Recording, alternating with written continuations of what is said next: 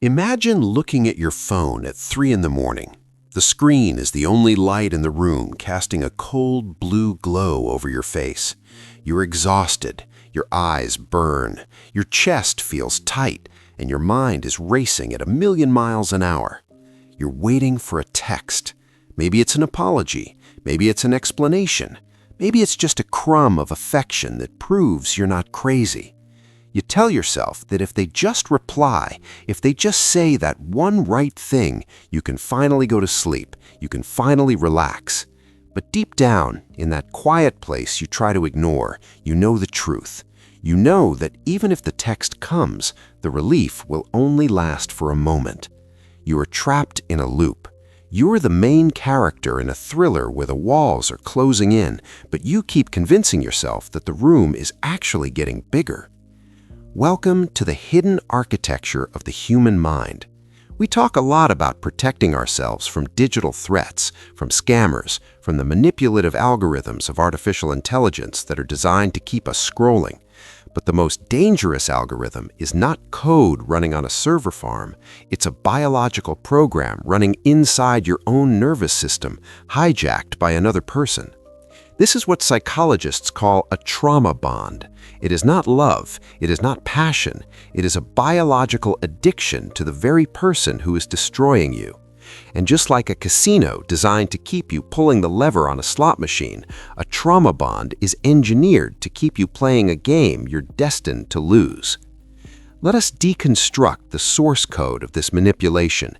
These are the 7 silent signs that you, or someone you love, are trapped in this cycle.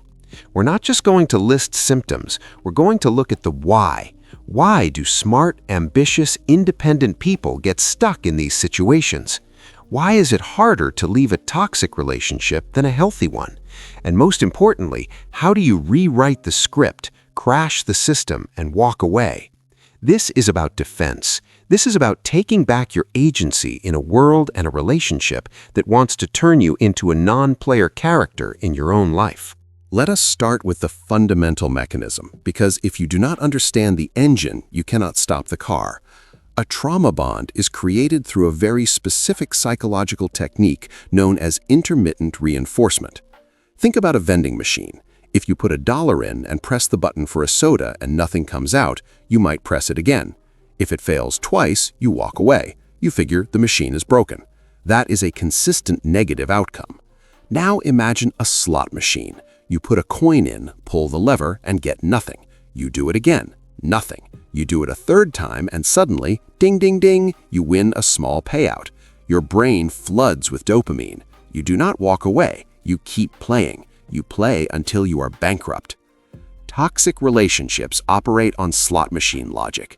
If the person was terrible 100% of the time, you would leave. If they were boring, you would leave. But they are not. They are wonderful, then they are terrible, then they are aloof, then they are intense. The unpredictability creates a chemical dependency in your brain. You are not addicted to the person, you're addicted to the unpredictable reward schedule. You're waiting for the jackpot of their approval to return. This leads us directly to the first silent sign, the inner public relations manager. You find yourself constantly explaining, justifying, or rationalizing their behavior to yourself and others. This is cognitive dissonance in action. Your brain has 2 conflicting beliefs. Belief A, I am a smart person who demands respect. Belief B, this person is treating me like garbage. These 2 realities cannot exist simultaneously without causing you mental pain. So your brain tries to resolve the conflict not by changing the situation, which is dangerous and scary, but by changing your perception of it.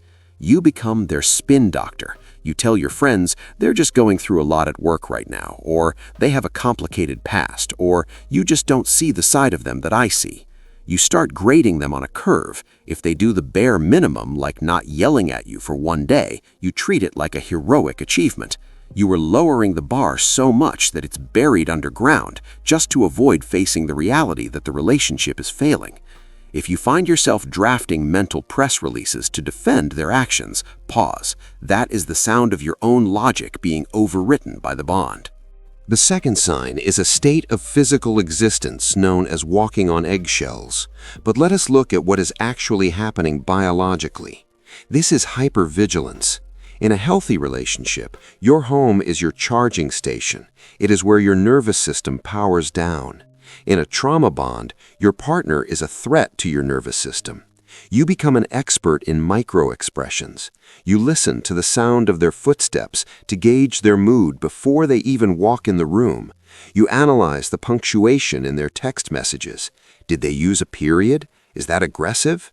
Why didn't they use an emoji? Your body is stuck in fight or flight mode, flooding your system with cortisol and adrenaline. You might feel exhausted but wired. You can't sleep deeply. You might develop random physical ailments, headaches, stomach issues, muscle tension. This is your body screaming at you. The protect yourself theme of our discussions is not just about external enemies. It's about listening to your own internal security system. Your intuition is the original antivirus software. When you override your gut feelings to please someone else, you're essentially turning off your firewall. If you feel safer when you're alone than when you're with your partner, that's not just a red flag, that's a siren. Moving to the third sign, we see the erosion of your reality, gaslighting and the crazy label. This is where the manipulation becomes active. In a trauma bond, the toxic person will often deny reality to make you question your sanity. But the silent sign here is not just them lying, it's you believing that you're the problem.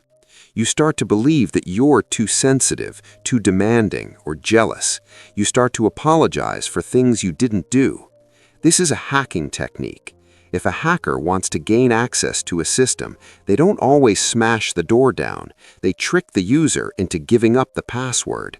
By convincing you that your perception of reality is flawed, the manipulator gains administrative access to your mind. You stop trusting your own memory. You start keeping evidence, screenshots, notes, recordings, just to prove to yourself that events happened the way you remember them. If you're acting like a detective in your own relationship, collecting evidence to prove you're not insane, you're deep in the trauma bond. You're trying to use logic to solve an emotional crime, but the rules of the game are rigged against you. The fourth sign is isolation, but it often disguises itself as romance or protection. At the beginning, it feels like it is us against the world. The manipulator creates a fortress around the two of you. They might subtly criticize your friends or family. Your sister is just jealous of us, or your friends are single, they don't want you to be happy. Slowly, you start to pull away from your support network because it's just easier than dealing with the conflict. This is strategic. Think of it like a casino having no windows or clocks. The manipulator blocks your view of the outside world, so you lose track of reality. They are airgapping you from your support system. They want to be the only source of input in your life. When you have no one else to talk to, their version of reality becomes the only reality. If you look around and realize you haven't seen your best friends in months, or if you find yourself hiding the truth of your relationship from them because you know they would be horrified, you are isolated. You have been air-gapped from your support system. Now, let's look at the fifth sign, the shifting goalposts. In a healthy dynamic, expectations are clear. In a trauma bond, the rules are constantly changing. You think you know what to do to keep the peace, but then the requirements change. Yesterday, cleaning the kitchen was enough to make them happy. Today, you cleaned the kitchen, but you didn't do it with the right attitude, so now you're in trouble. You become obsessed with getting it right. You become a perfectionist for someone who is committed to being dissatisfied. This keeps you in a state of constant striving. You think, if I just try harder, if I just explain myself better, if I just become the perfect partner, then we can go back to how it was in the beginning. You are chasing a ghost. That beginning phase, often called lovebombing, was a demo version of a product that doesn't exist. It was a marketing campaign. You are working yourself into the ground, trying to unlock a level in a game that hasn't been programmed. The goalposts move because the point is not for you to score. The point is to keep you running. The sixth sign is the loss of self. This is the most tragic part of the cycle. Over time, your hobbies, your style, your opinions, and your spark start to fade. You become a hollowed-out version of yourself. You stop listening to the music you like because they hate it. You stop wearing the clothes you like because they criticize them. You stop voicing your political or social opinions to avoid a fight. You are slowly being overwritten. Think of it like a computer file being compressed again and again until the quality is gone. You are minimizing your footprint to avoid being stepped on. You might look in the mirror and do not recognize the person staring back. You might feel a deep, pervasive sense of shame, not guilt. Guilt is, I did something bad. Shame is, I am bad. The manipulator projects their own shame onto you, and you absorb it like a sponge. If you feel small, if you feel like a background character in the movie of your own life, it is because the trauma bond has stolen your spotlight. The seventh sign is the addiction to the makeup. This is the chemical hook. After a period of abuse or tension, there is often a moment of reconciliation. The apology, the tears, the intense hysterical bonding, the promises that it will never happen again. In that moment, your brain releases a massive cocktail of oxytocin and dopamine. The relief is so intense that it feels like euphoria. It feels like salvation. This is the biological trap. The pain caused by the partner makes the relief provided by the partner feel 10 times better than normal happiness. You start to mistake this relief for love. You think, we have such a passionate connection, but really, you are just riding the highs and lows of a chaotic cycle.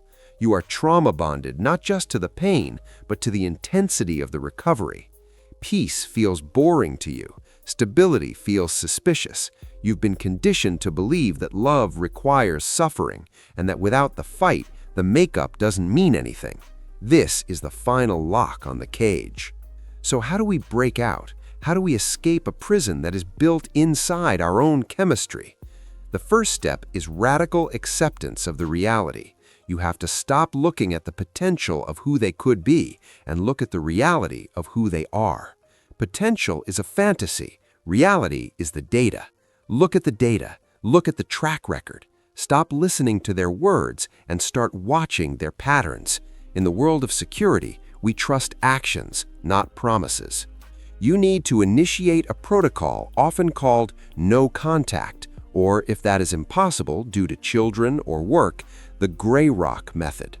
No contact is exactly what it sounds like. You block the number. You block the social media. You do not ask friends about them. You starve the addiction. It will hurt. It will feel like withdrawal from a drug, because neurochemically, that is exactly what it is. Your brain will scream for a fix. It will invent reasons to text them. I just need to get my hoodie back. I should just get closure. No, closure is a myth. Closure is something you give yourself by walking away. If you cannot leave physically yet, you use the gray rock method. You become as uninteresting as a gray rock. You give short, factual answers. You show no emotion. You do not defend yourself. You do not explain. You become a boring target. Manipulators feed on reaction. If you stop providing the emotional fuel, the tears, the anger, the pleading, they will eventually get bored and look for a new source of supply. You're essentially cutting the power cord to their server. Next, you must rebuild your support network. This requires vulnerability. You have to tell the truth to the people you pushed away. You have to say, I'm in trouble and I need help. You'll be surprised at how many people are waiting to welcome you back.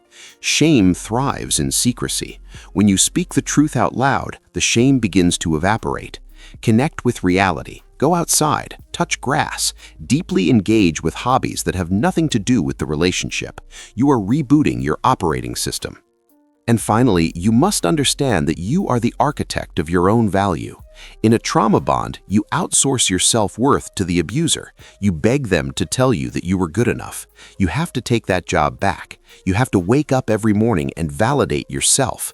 It sounds cheesy, but in a world of manipulation, self-love is an act of rebellion. It is the ultimate shield. When you know your worth, the price of admission to your life goes up, and toxic people can no longer afford a ticket. This is not easy. Breaking a trauma bond is one of the hardest things a human being can do. It requires overriding your own biology. It requires facing the terror of the unknown.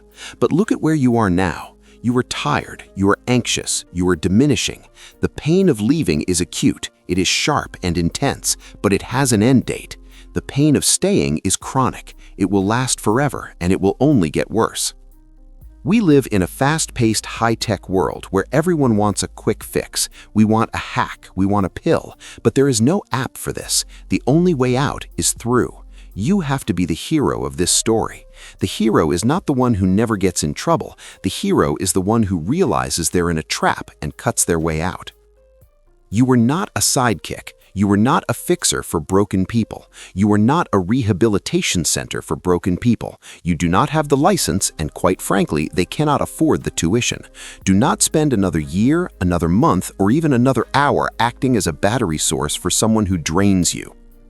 Recognize the signs, the justifying, the eggshells, the gaslighting, the isolation, the moving goalposts, the loss of self, and the addiction to the cycle. These are not signs of a complicated love. They are signs of a system error. They are signs of a bond that is designed to break you. So put down the phone. Stop waiting for that text. Stop trying to decode the silence. The silence is the answer. The disrespect is the closure.